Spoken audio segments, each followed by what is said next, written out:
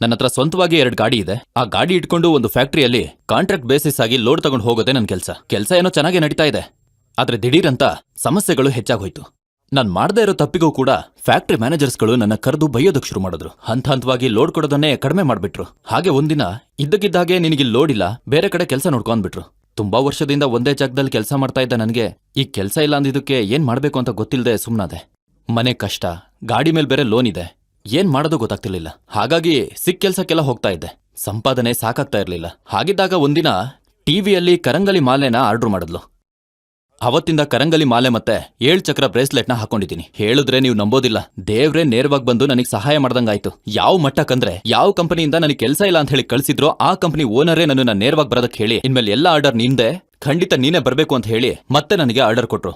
Order ಮಾತ್ರ ಅಲ್ಲ, payment ಕೂಡ ಜಾಸ್ತಿ ಕೊಟ್ರು.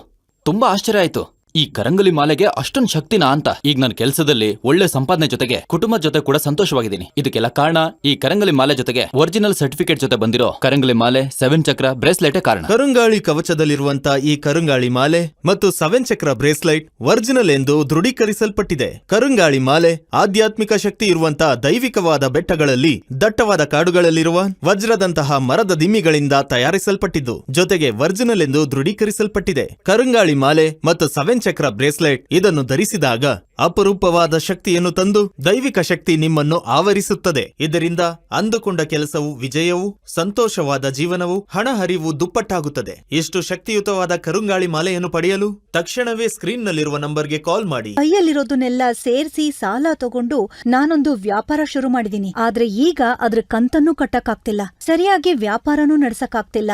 ಈ ರೀತಿ ಅಳ್ತಾ ಕೊರಗ್ತಾ ಇರೋ ಸಂಖ್ಯೆ ಹೆಚ್ಚಾಗ್ತಾ ಹೋಗ್ತಿದೆ. ಇದಕ್ಕೆಲ್ಲ ಏನ್ ಕಾರಣ?